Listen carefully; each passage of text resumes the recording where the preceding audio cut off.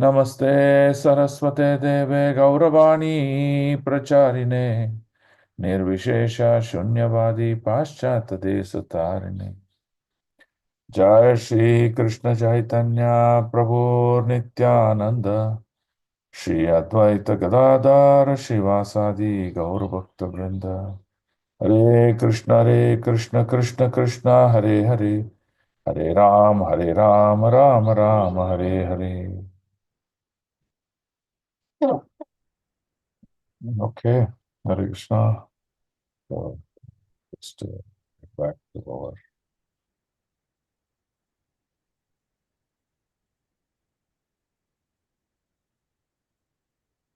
Tanvatam Swakata Krishna Punyashravana Kirtanaha Hitayantasto hi abhadrani vidunoti sagaratsatam Ete cham sakala pumsa Krishnastu Bhagavan Swayam Indriyari Vyakulam Lokam Hridayante Yuge Yuge.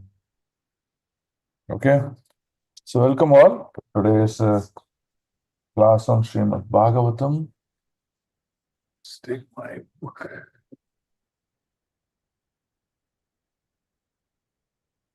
Yeah.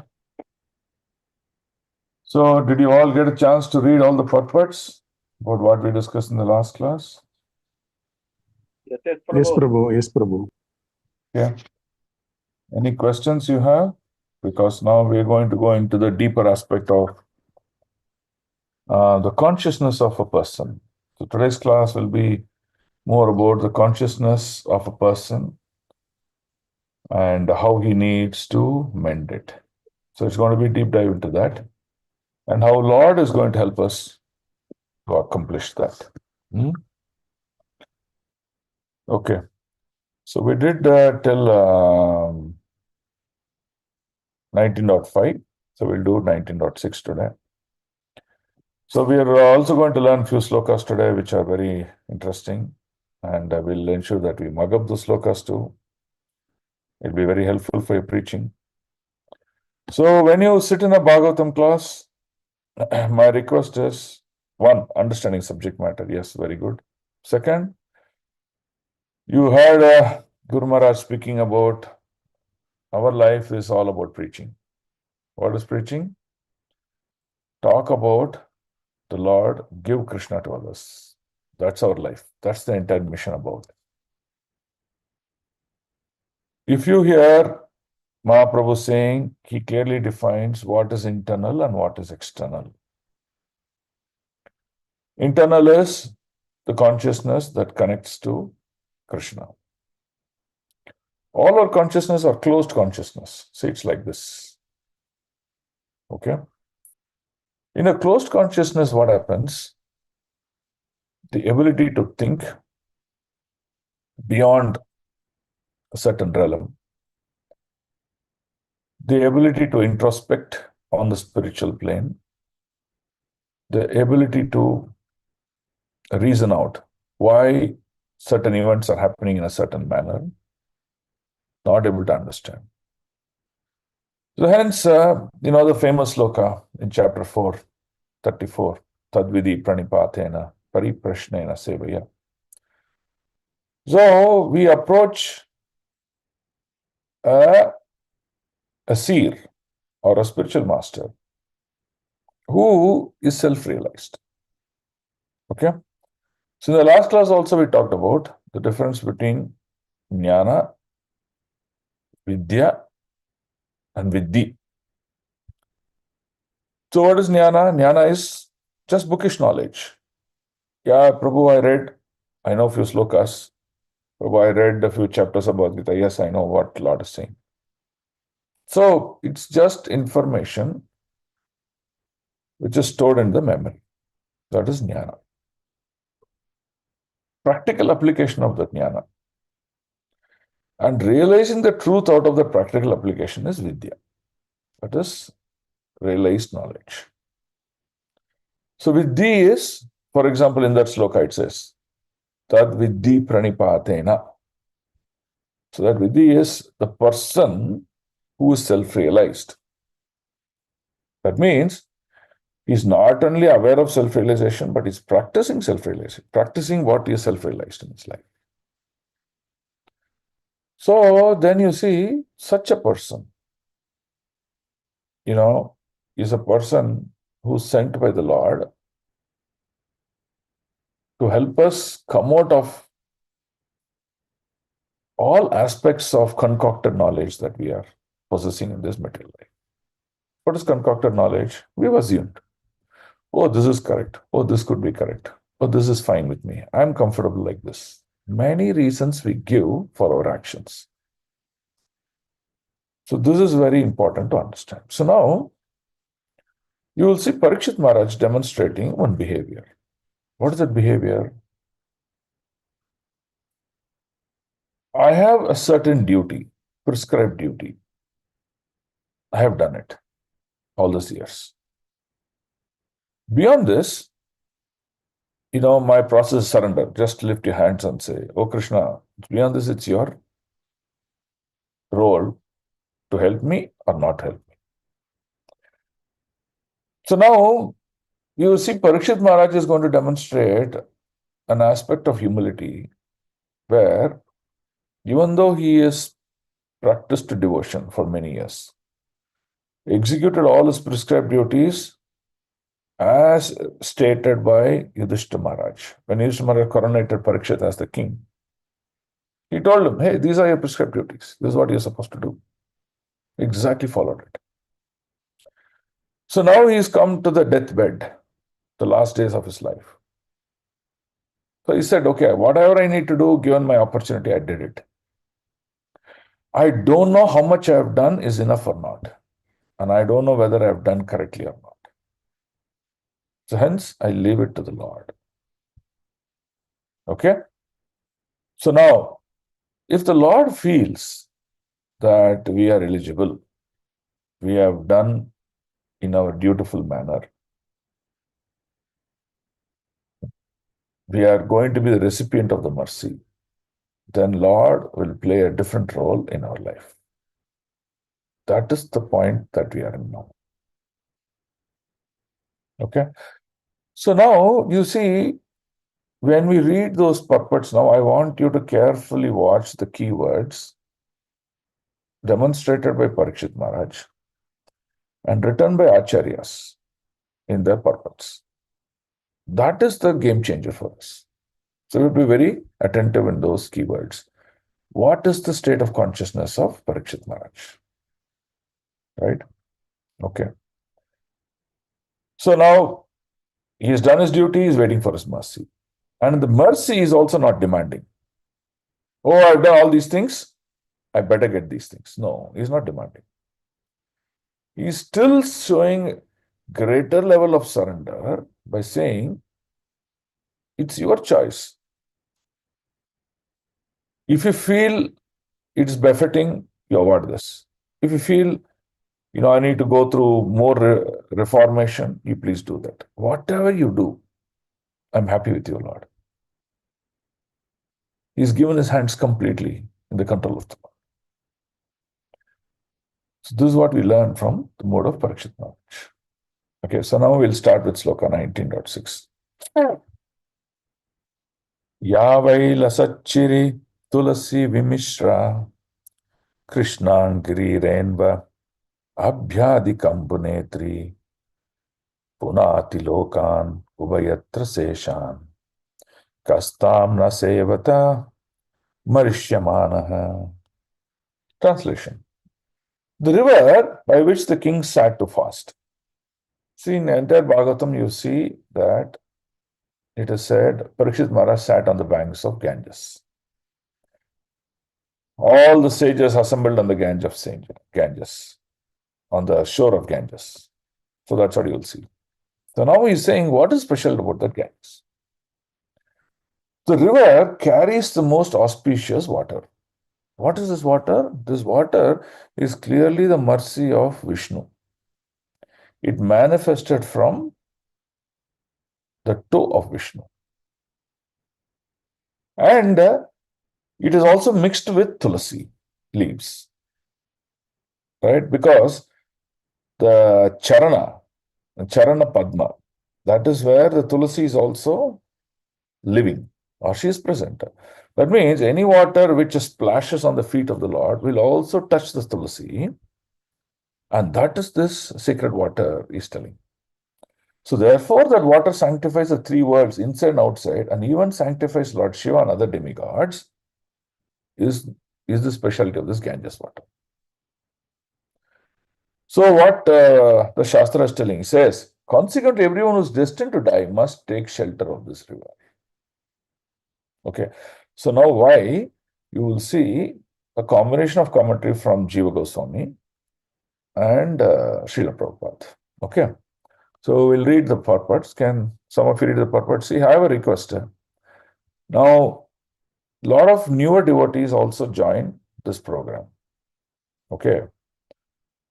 The senior devotees must be magnanimous and compassionate to give chance to the junior devotees to read. The senior devotees have chance to read in elsewhere, in other programs also. But the junior devotees don't get a chance. So please give them the first choice. If they're not picking it up, then you can pick up. That's my humble request. Okay? Okay. Yes. Who wants to read first? Purport. Hare Krishna. Niranjani, I can. Yeah, read. Read. Purport. Hare Krishna. Read, Mataji.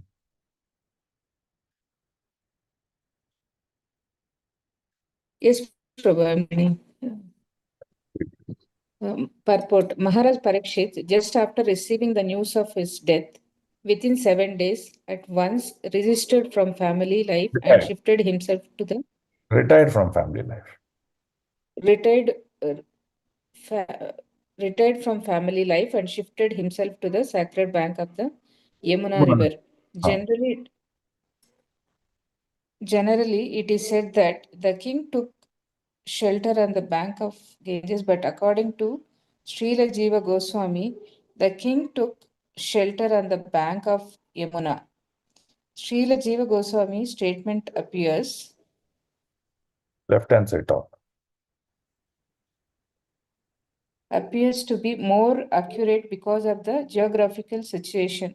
Maharaja Parikshit resided in his capital Hastinapura, situated near present Delhi, and the river Yamuna flows down past the city. Naturally, the king would take shelter of the river Yamuna because she was flowing past his Palace door. Palace door. Near the kingdom. palace door, Hmm. past his palace door. And as far as San City is connected, the Concern. river Yamuna is more directly connected with Lord Krishna than the Ganges. The Lord sanctified the river Yamuna from the beginning of his transcendental pastimes in the world. While his father.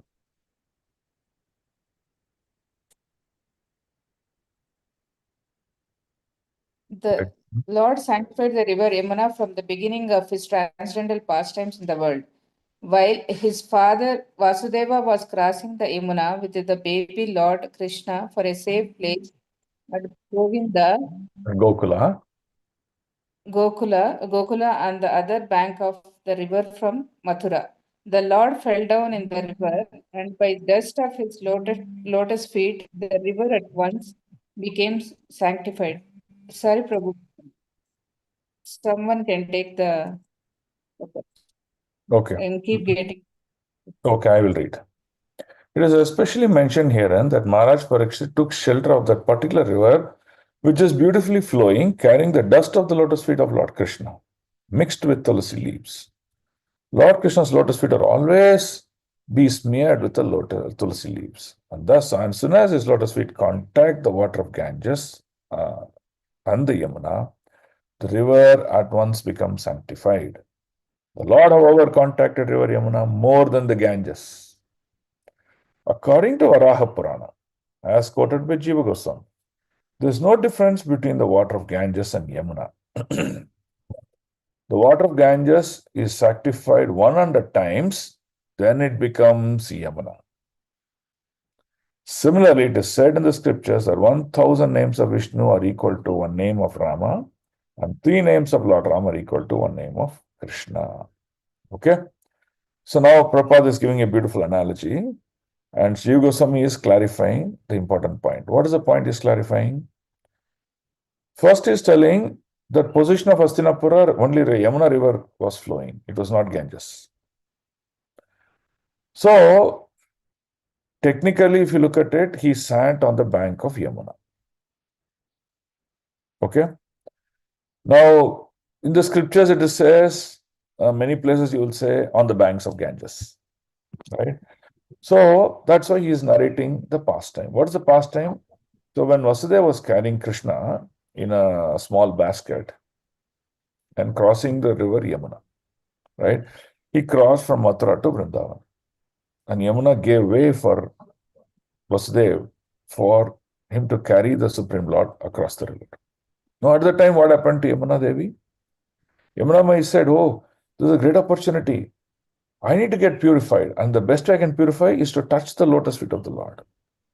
She heard the pastime. What pastime she heard? She heard the pastime of Jai and Vijay. We all know the pastime. What happened in Jai and Vijay case? Jai and Vijay were the gods of the spiritual world. When the 4 Kumaras came, there was an event. And that event led to the 4 Kumaras cursing Jai and Vijay. Okay? But when they saw the lotus feet of the Lord, what was the lotus feet of the Lord special about? It was tied, I would say rather than tied, smeared with tulsi leaves around the leg, like an anklet of the Lord. So once they saw the lotus feet of the Lord, when they smell the tulsi leaves, whatever misconception that they had, the Mayavada philosophy or impersonal philosophy, whatever they had in their mind, it vanquished. And they became devotees of the Lord. Okay. So, this is the glory of the Tulasi, which is the lotus feet of the Lord. So, Tulasi herself is glorious. And now she is at the lotus feet of the Lord, which is adding more glory for her. So, now, this when she heard Yamuna Devi, she said, okay, great opportunity. How do I get the shelter of my Lord? So, what she did, she kept on rising until it suffocated Vasudeva. Right? So Vasudeva could not carry. So she was basically trying to stop Vasudeva not to move forward because she wanted the shelter of the Lord. And what Lord Krishna realized that he put his leg outside of the basket. And that leg had Tulsi. And when she came around to touch that feet of the Lord, she got purified and sanctified. And immediately she drained, gave way for Vasudeva, and he crossed Yamuna Devi and reached the other side of the ocean, or other side of the river, which is Vrindavan. So this is the glory of the lotus feet of the Lord. So now, Jiva Goswami is saying that when Ganges is being purified by this Lord, it becomes Yamuna. That means the position of Yamuna river is much supreme. Though what is the proof? During the pastimes of Vrindavan, you'll see the Lord spent his entire lifetime in Yamuna river. Jai Radha Madhava also we sing that the Lord places amorous pastimes on the banks of Yamuna river. You can find him there all the time. So, Yamuna became so dear to the Lord, and that's what Prabhupada is mentioning, that Yamuna is so supreme that she got the mercy of the Lord. Right? So, from a devotion point of view, by smelling the tulsi leaves or by taking bath in the rivers like Ganges or Yamuna, we immediately are awarded, or first of all, purified and awarded love of God. This is the greatness. But the motivation of that person while taking the dip is very important. if the consciousness of the person is fruitive, it should be nishkama karma. It should be nishkama karma consciousness. If it is not, then what happens? The result awarded is different. It's more on the material plane. But for devotees or practicing devotion and understanding this philosophy and taking the shelter of Yamuna River, their results are different.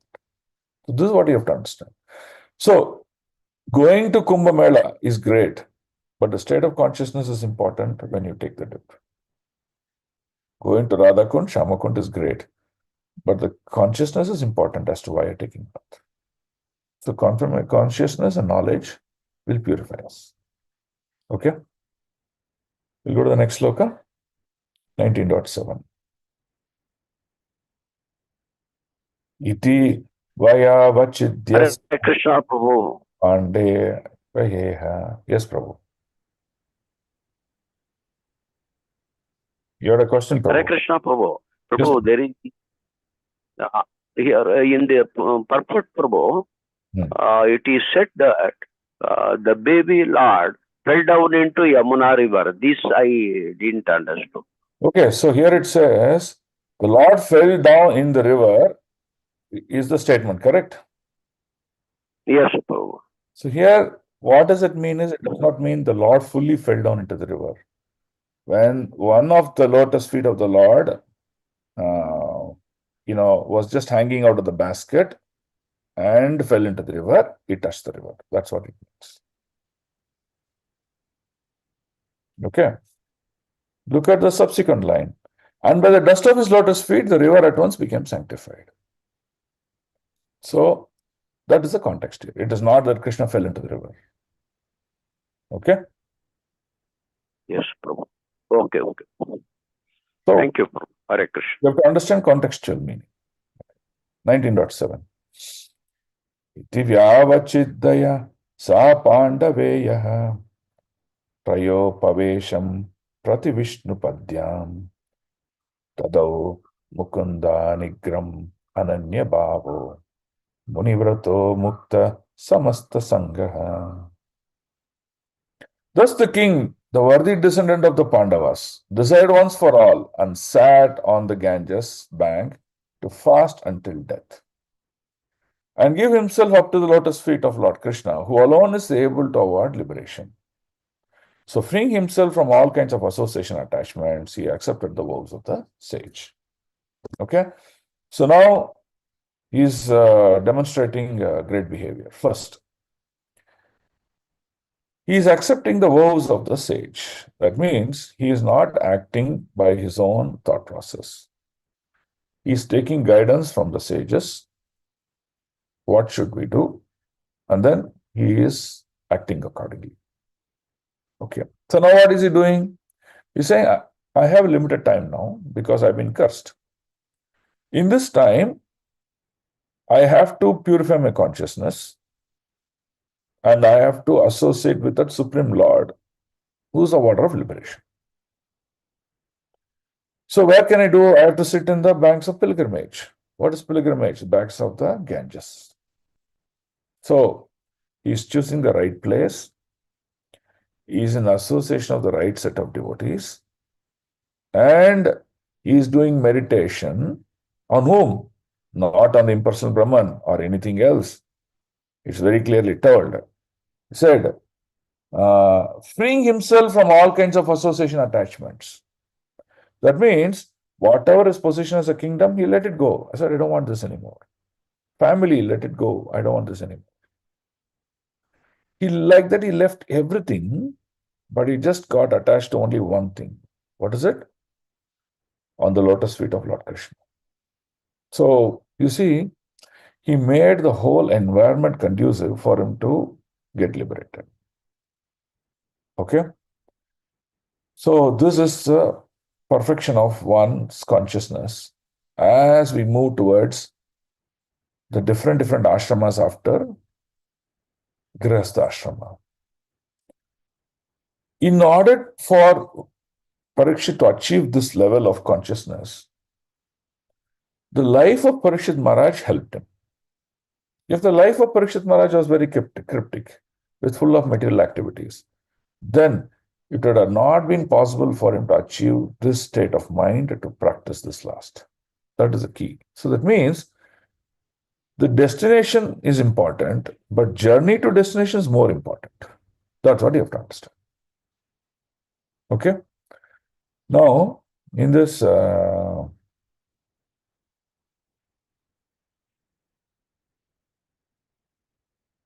this is a very beautiful sloka.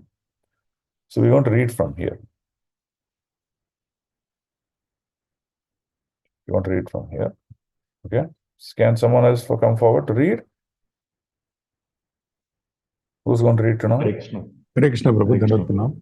Can we have some other devotee read?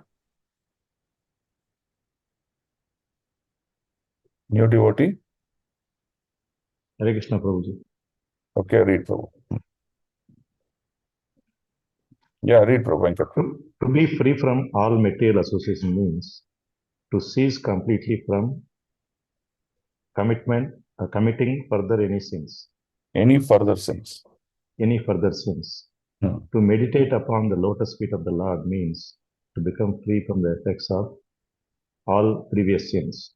The conditions of the material world are so made so that one has to commit sins willingly or unwillingly, and the best example is Maharaja Parikshit himself, who was a recognized sinless, pious king, but he has also become a victim of the offense, even though he was ever unwilling to commit any such mistake.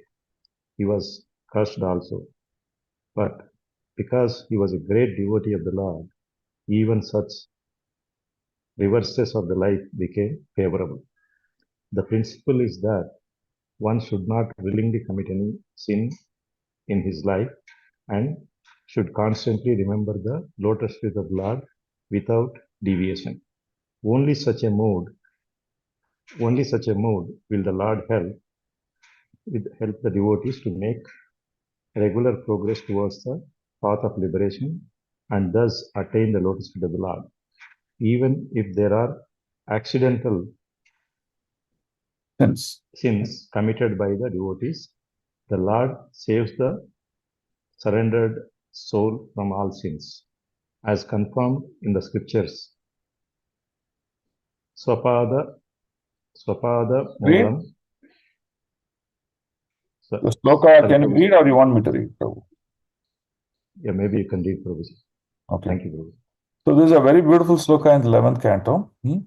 Swapada Moolam Bhajata Priyasya Tvaktani Abhavasya Hari Pareshah Vikramayachotpatitam Katanachit Dunoti Sarvam Hridi Sannivistaha. It's a very beautiful sloka. So what it says is very simple.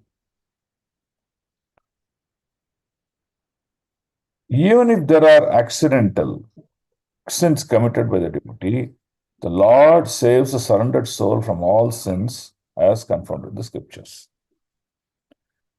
So, the position of a devotee is that we often commit sins, we often commit mistakes.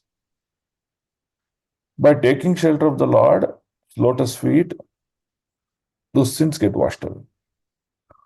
But it is also an offense to think that anyway I'm practicing devotion, what stops me in committing a sin?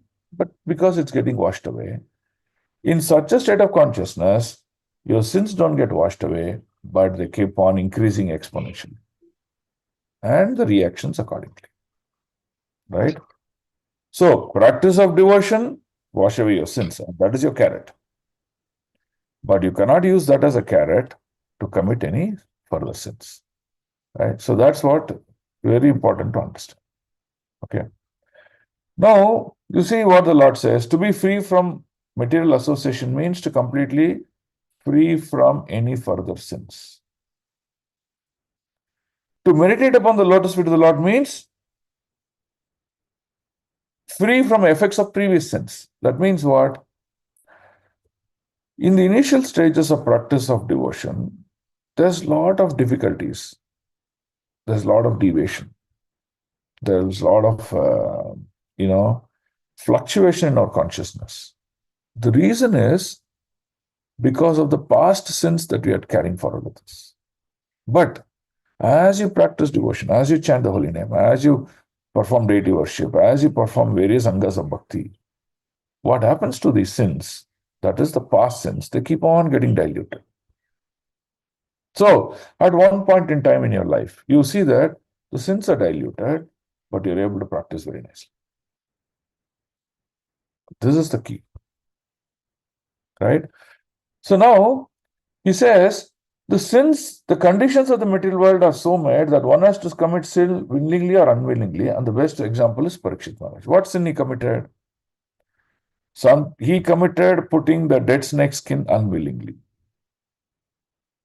Okay? Because he felt that he was not respected. So he became the victim of his own mistake, even though the sin was committed in an unwilling manner. And what is the result? The result was a curse, right? That he has to die. Right? So, now point to understand is one may think that, Prabhu, I am in a very senior position at ISKCON. I am a sannyasi. I am a 25 years, 50 years, 30 years, 40 years of practicing devotee. Please remember, the more the experience, the greater your commitment. The greater should be your purity. The tolerance level to accept committing a sin keeps on coming down as you progress in Krishna consciousness. So that means a senior devotee becomes a role model and a purer devotee than a junior devotee. This is very important to understand. The principle is that one should not willingly commit any sins in his life and should always constantly remember the lotus feet of the Lord. One is a facilitator here. One is in the mood of a servitude. We are not here to control, to cause difficulty for others. I want to read one purport here. Let me see if I can get access to the purport. I'll read from Chaitanya Charitamrita.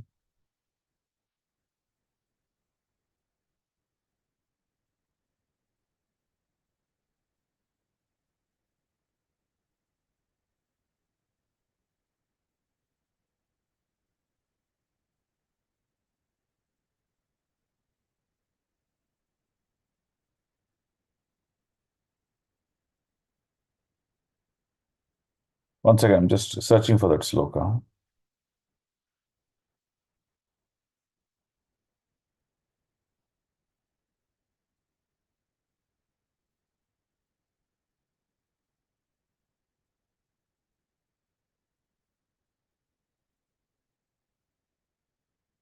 Yeah, very beautiful this is.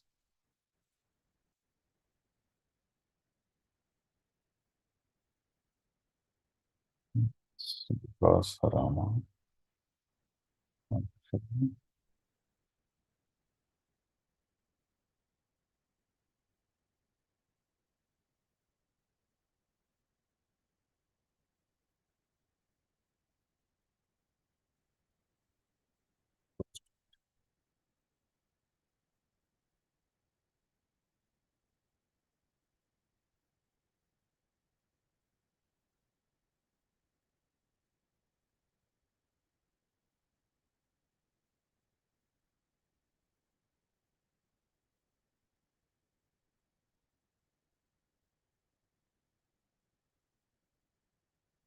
Yeah, I'm not able to get that sloka.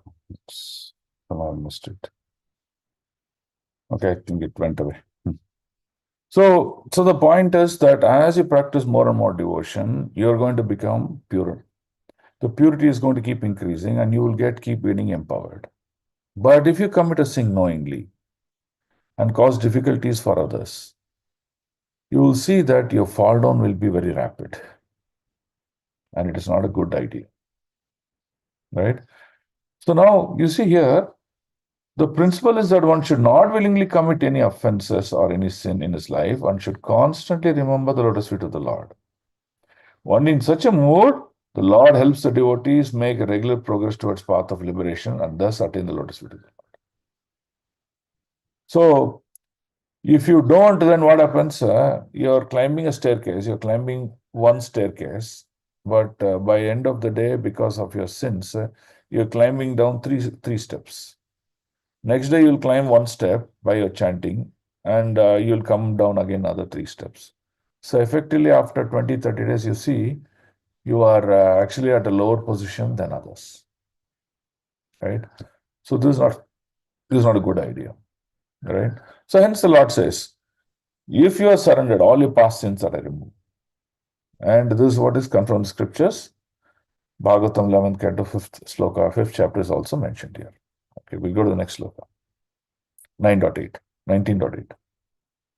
Tatropajagmur bhuvanam punana mahanubhava munayo sasishya prayena tirtabi gama padeshahe swayam hi tirtani punanti santaha. At the time of all great minds and thinkers, accompanied by the disciples and sages who could verily sanctify a place of pilgrimage, just by their presence, arrived there on the plea of making a pilgrim's journey. Okay, so the banks of the river is called a pilgrimage, the places where great people come. Now, if you read the purport, Prabhupada writes so brilliantly. Now, many of the sinners, what they do, they go to these places of pilgrimage to wash their sin. Why people go regularly to take bath in the Ganges? Oh, I've committed many sins, I want to wash my sins. Okay, but however, when sages go, or when realized personalities go to the banks, it is not that they're going to wash their sins. No, they are going to neutralize the sins that were washed in the river by their taking bath. So that means Yamuna Devi is so pleased when devotees come and take bath in the river rather than materialists who come to wash their sins in the river. This is the point that to understand. So hence you see, the sages had two consciousness. First, they want to go to this place of pilgrimage. Why? They all knew that at some point in time now, anytime now, Srimad Bhagavatam will be recited. So, wherever Srimad Bhagavatam is recited, that becomes a place of pilgrimage, and hence all these people, they started to move. Various sages around the world, they started to move towards this place. And that's what happened here. Okay. So Prabhupada also writes the same thing, right? So therefore,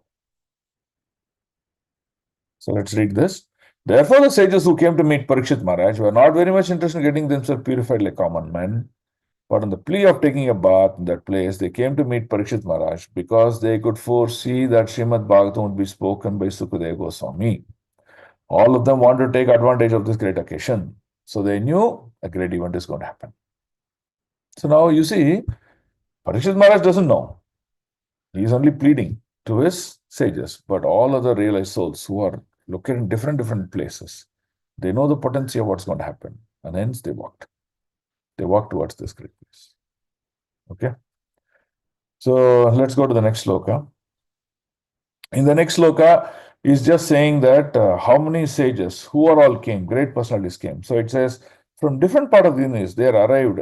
Great sages like Atri, Chaivana, Saradvan, Arishtanemi, Bhrigu, Vashishta, Parasara, Vishwamitra, Angira, Parasara, Parasurama, Uttaya, Indrapramada, Idmabahu, Medatiti, Devala, Arsisena, Bharadwaja, Gautama, Pippalada, Maitreya, Aurva, Kavasha, Kumbhayoni, Dvaipayana, and the great personality Narada. So now look at this. Dvaipayana is father of Sukadeva Goswami. He is also coming to hear Srimad Bhagavatam from the lotus mouth of Sukadeva Goswami. And Vyasadev's spiritual master is Narada. He is also coming. So you see, Wherever Srimad Bhagavatam is spoken, if it is spoken by a realized person, there is no more hierarchy, there is no more junior, higher, nothing. We'll all would flock to hear the Katha. That is important. Okay. So in this purport, all these great sages are being mentioned. So you can read them, you can understand the glories of these great sages and their position. Okay. So we'll go to the next sloka, 19.11. Anyache Devarshi Brahmarshi Varya Rajarshi Varya Arunadayascha Nanasheya Pravavaran Sametan Abhyacharya Rajashirashava Vande. There were also many other great saintly demigods, kings, and special royal orders called Arunodayas, special rank of Rajarishis, from different dynasties of sages. And they all assembled together to meet the Emperor Parikshit. He received them properly and bowed his head to the ground. Parikshit did not cry there. He is not saying by putting up a sorry figure, oh, I've been cursed, I'm going to die, oh, this is what lamentation, nothing. Look at his state of consciousness. There is a great event that's going to happen. Srimad Bhagavatam is going to be spoken here in such a sacred place. And all these rishis, they all came to know and they all started to assemble. And look at the consciousness of Parikshit. He is receiving everyone and paying obeisances. What sort of obeisances praying? Received them properly and bowed his head to the ground. Dandavats. So like that, he was receiving. Right? So you can appreciate the superiority of consciousness of Parikshit, fully developed consciousness. Probably our consciousness is fully not developed. That's why we are not fully thinking of Krishna. We are always thinking about ourselves. Okay. This purport is very interesting. Can someone read the purport here?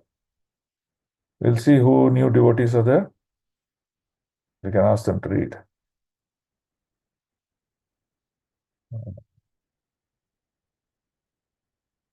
Shailaja? Who's Shailaja? Shailaja Mataji, you want to read?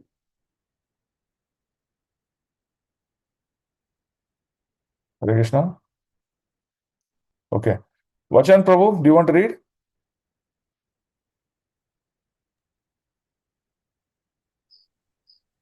Vachan Prabhu, you want to read?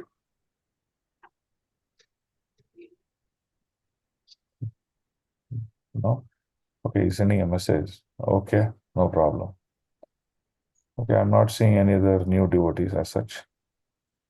Okay, Rajashri Mataji, you want to read?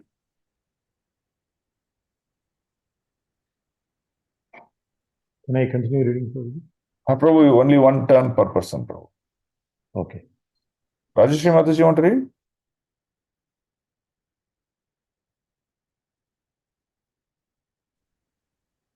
We're not able to hear you, Mataji.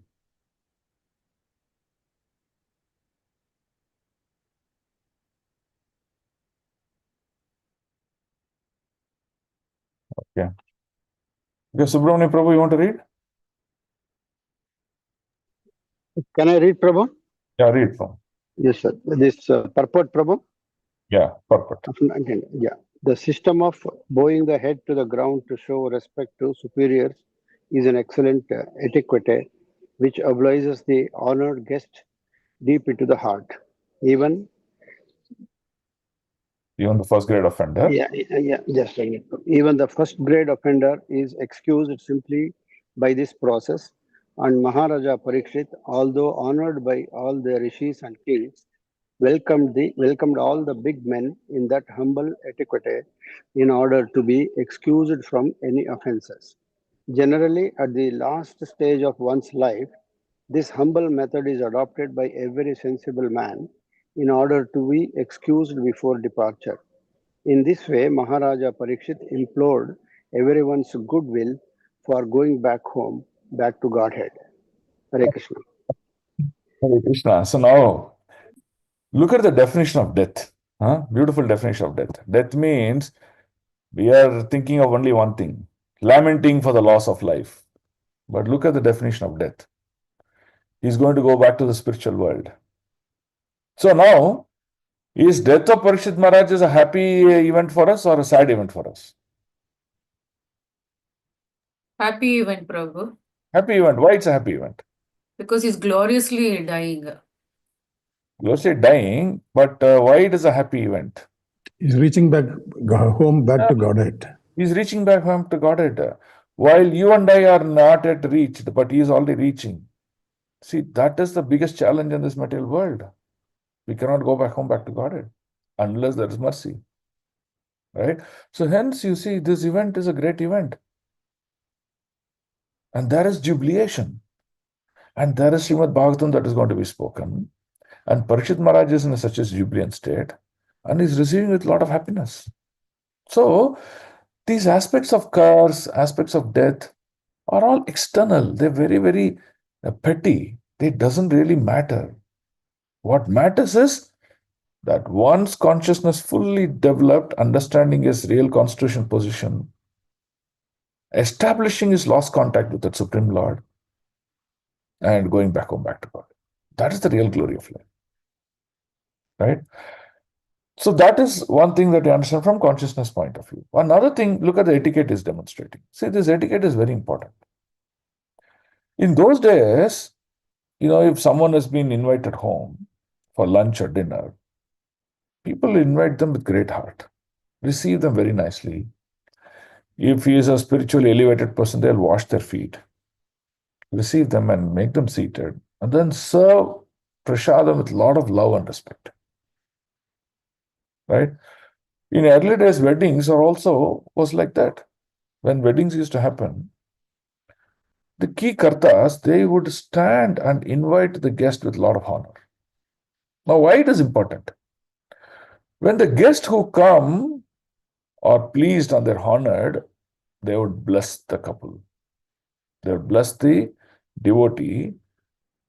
A blessing of a devotee on others is nothing but blessing of the Lord on others. So, on behalf of the Lord, as a representative of the Lord, the sages are blessing Parikshit Maharaj. And that is important. We don't succeed with curses. We succeed because of blessings of others. So, in our life, relationship, being respectful dealing, and having the right etiquette stands the highest. And that takes one to the greatest and greatest aspect of journey of life. And that is the original culture. Somewhere it has got lost now because of modernization and socialization. But if you go back to the culture, you will see these are the core ingredients of one's success in life. Okay? So those are the two things that we learn out of here. Henceforth, the devotees can be, learn these techniques of follow the right etiquette, give the utmost importance to relationships. Always seek mercy of others. Right? So that is the mood that one should develop. And that's what Parikshit Maharaj is demonstrating. Okay. Now let's go to the next sloka, 19.12. Shiko paviste sva atate shubhuyah krita pranamaha svachikirshitam yat vigna payamasa vivikta cheta upastito gre abhigrihita panihi. After all the rishis and others had seated themselves comfortably, the king, humbly standing before them with folded hands, told them of his decision to fast until death. So now he's announcing. He's announcing why he is doing this. So he's basically narrating what has happened and his decision to fast until death. And while he's fasting until death, he wants to know what is the right thing to do. Okay? So now we're going to just go to a little bit 2-3 slokas, which is going to be very important. We'll see what the king wants to do. Translation. Next sloka, 13. The fortunate king said, "Indeed, we are the most grateful of all the kings who are trained to get favors from the great souls. Generally, you sages consider royalty as a refuse to be rejected and left in a distant place." Right? So the point here is generally devotees and sages, they don't want to mingle with, worldly people, politicians, worldly people, highly business-oriented, economic-oriented people, because they are not going to get devotion out of them. In fact, it'll drag them back into the material world. So hence he's saying, that it is a great honor for me that you've come, because I'm just a king and I'm going to meditate for 7 days and die. But it's a great honor for me that you're coming here and awarding your blessings. So the king is demonstrating his gratitude to them. Okay. So these are great souls, and hence, okay. So that's the purport what has been explained here. Now let's go to the next sloka 14. There are two concepts that we want to also learn from this previous purport.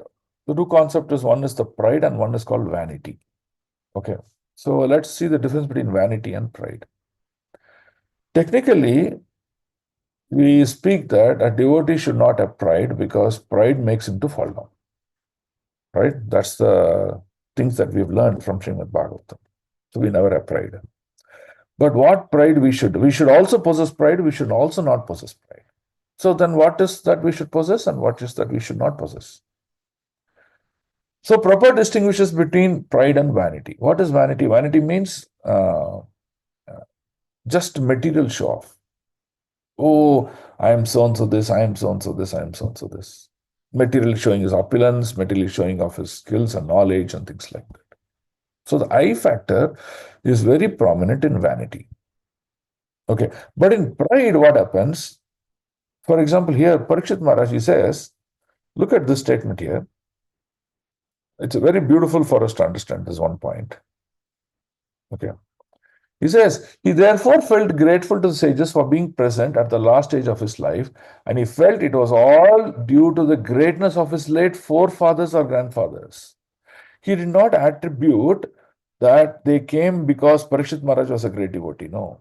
They came because what glories that Pandavas had, what glories Yudhishthira Maharaj have done to this world. Because of them, to show respect to them, they've come here, not because of me.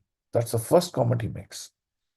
Second, he personally feels proud about himself. What is it? Prabhupada writes. He says, he felt proud, therefore, that he happened to be the descendant of such a great devotee. Right? Now he is feeling that I am so happy that I am a descendant of, as a great or a grandson of Yudhishthira Maharaj. So that is his pride.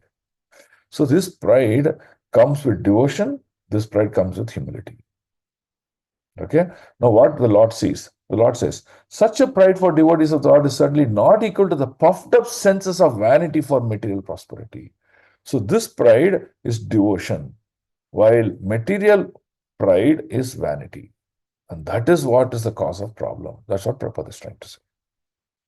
Okay. He says, the first is reality. What? The pride with devotion is reality, whereas other is false and vain. The material vanity is false and vain. So we shall not possess that. So as we progress in devotion service, this is the development of consciousness that one should produce. If our chanting, if our services, if our reading Shastras, if our doing deity worship does not cultivate our consciousness towards this, then we are making a mistake in our sadhana practice. We should immediately consult with a senior devotee and see what is that we can do. Okay? Is this point very clear? I'm spending time again and again that I want you to all feel this important point. Yes, Prabhu. Yes, Prabhu. Okay. I hope others are also comfortable. Okay. So let's go to sloka number 14. Tasyaiva me agasya paravaresho vyasakta chittasya griheshva abhikshanam nirveda mula dvijasapa rupo yatra prashakta bayam asudatte. The Supreme Personal Godhead, the controller of both the transcendental and material world, has graciously overtaken me in the form of Brahmana's curse. Parikshit Maharaj is declaring, due to my being too much attached to family life, the Lord, in order to save me, has appeared before me in such a way that only out of fear I will detach myself from the world. He is giving the reason for his death. What is the reason for his death? Before going to the reason for the death, why we all exist in this material world, we'll understand that. Okay. At some point in time, time immemorial, we all fell from the spiritual world, from the Vaikuntha Loka. Each and every living soul is part and parcel of the Lord. Okay? Now, we were with the Lord in the Vaikuntha Loka, but some point in time we fell down. Okay. Why we fell down, how, we'll take it in a separate class. But assume that we fell down. Okay? So, after falling down, the soul is in a very pure state. Consciousness fully developed. The soul is fully pure. And now it is coming in contact with the three modes of material nature. Satvikam, Rajasic, Tamasic. Satvik, Rajasic, Tamasic. Now what happened? The soul is pure now, the consciousness is pure now, but it is coming in contact with impurity. Okay, so this is the important point you have to understand. So when this soul is coming in contact with impurity of the three modes of nature, now why three modes of nature considered impurity? Because it does two things to us. First, it puts us into illusion. What's the illusion? That I'm not a servant of the Lord, I'm an enjoyer of whatever I see around. Okay. Second, it puts us into forgetfulness state of Krishna.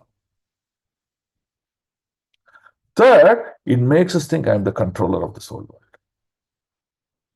Right? You see, the consciousness gets purified in these three dimensions. So when the consciousness gets impurified in these three dimensions, the time association, that means over a time we are associating, who the soul is associating with the three modes of material nature, it also gets completely, the consciousness of the soul also gets completely impurified. This is the biggest problem. And hence, after so many years in this world, we think, oh, I am not this, I am this body, my family is my life, my opulence is my life, I am the enjoyer. And we commit offenses, sins, all the things we start to do. So now what happens to this devotee? This soul somehow comes in contact with another devotee or the touch of Srimad Bhagavatam. Then the journey of cleansing the soul happens now. So that is practice of devotion. So what happened to us, we are undoing now. We are undoing, understanding what we're doing is wrong and trying to return back ourselves back to Godhead. So now, Parishit Maharaj has reached 99% of that state. So now God says, hey, it's time. You're fully purified. You better come back to me. But there is still one problem that you're not able to come back to me. Why? Because as a king, Parikshit was attached to his family. So Lord says, okay, I better do this for you. So Lord performed this pastime of cursing Parikshit Maharaj to death with the Brahmana's boy. And it is forcibly he is going to leave his body. So you see the inaction of the plan of the Lord. Right? This is what we have to understand. So death is not something painful or difficulty for a devotee. The death is painful and difficult, and we do not know our journey is for a non-devotee. This is the biggest thing that you have to understand. Hence, devotion service is glorious. Okay, so that's the meaning of that purport. So let's go to the next sloka 15. Tammo payatam pratiyanta vipra ganga chadevi drita chittamishe Dvijo parshratah kuhakas takshakova dasatva alam gayata vishnugataha. Oh Brahmanas, just accept me as a completely surrendered soul, who Parikshit is telling to the Brahmanas. And let Mother Ganges, the representative of the Lord, also accept me in that way. For I have already taken shelter of the lotus feet of the Lord into my heart. Let the snake bird, or whatever that magical thing that the Brahmana boy created, bite me at once. And I only desire you all continue singing the deeds of Lord Vishnu. So now clearly this situation shows that Parishit Maharaj is very clear with the situation and he's ready to face death. He's not even having a percentage of fear to face death. Just let whatever that magical object may be, let it come and kill me, I don't care. But I want only two things. One, the blessings and the mercy of the sages there. And you please all sing the the glories of Lord Vishnu, because I can keep on hearing Vishnu and nothing else and allow my death to come and devour me.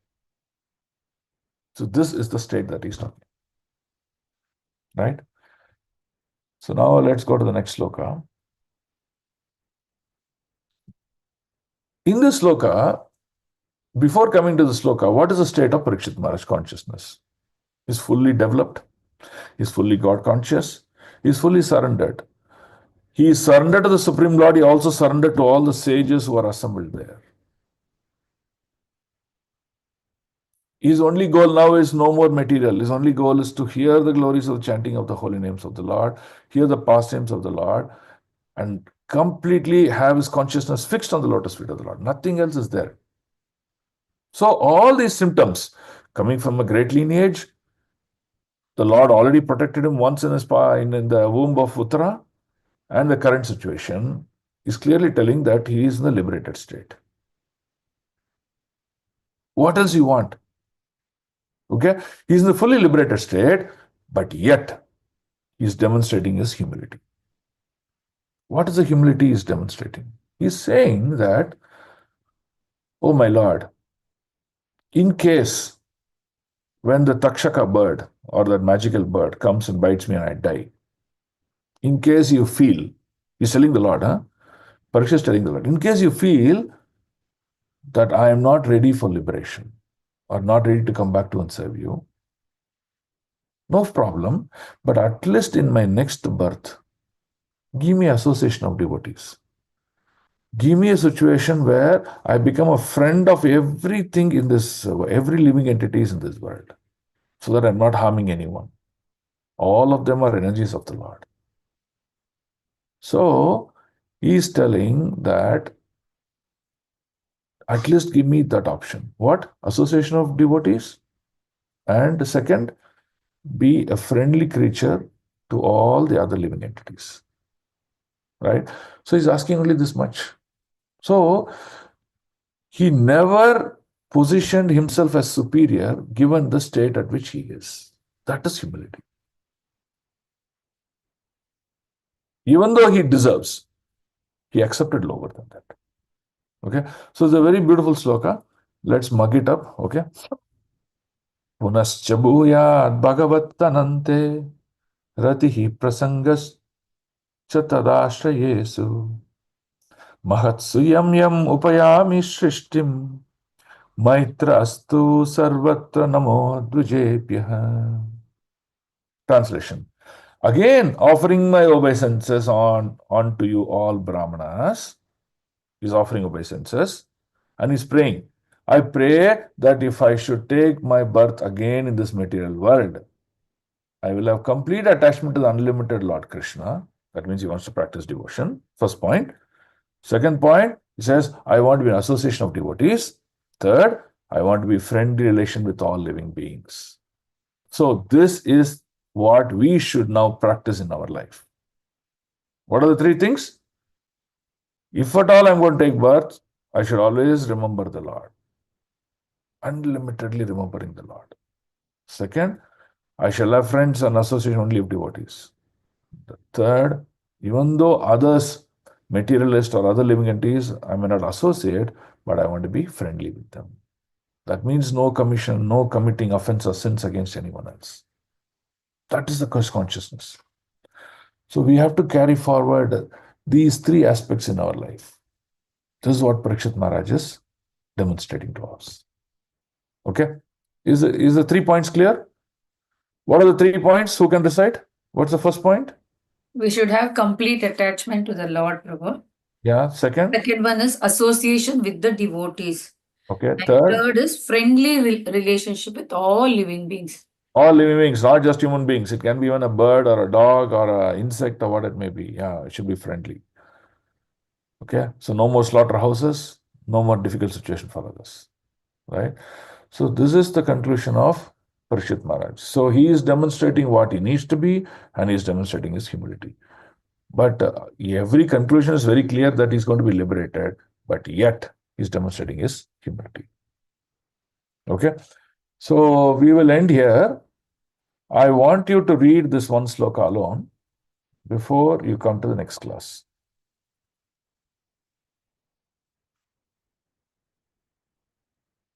Just we will start from 18 again. This sloka.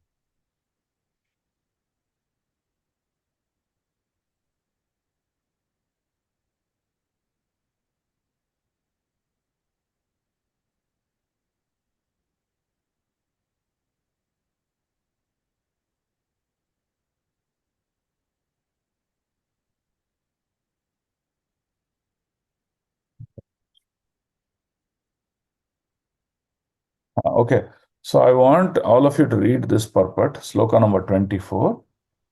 Read this purport and at least read the purport 2 to 3 times. And I want you to introspect what the purport is trying to say. Okay, I'll just read the translation for you. So now Parikshit is asking an important question to the Brahmanas there. Okay, he says, "O trustworthy Brahmanas, I now ask you about my immediate duty. Please, after proper deliberation, tell me of the unalloyed duty of everyone in all circumstances, and specifically for those who are just about to die." Okay, so now he's asking 3 questions.